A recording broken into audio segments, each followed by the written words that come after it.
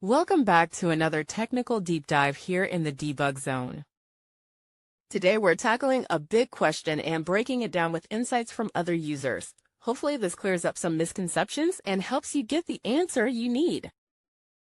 So buckle up, stay a little curious, and let's jump right in.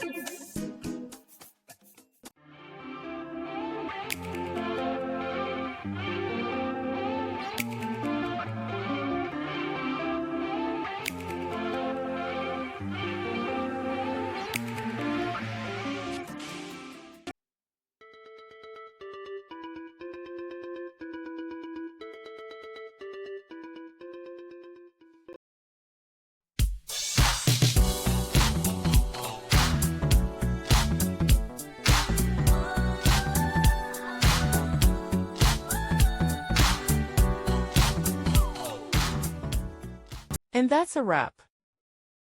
I hope you found the answer you were looking for. If you did, take a second to hit that subscribe button. It really helps out. And let me know in the comments which solution worked best for you. See you next time in the debug zone.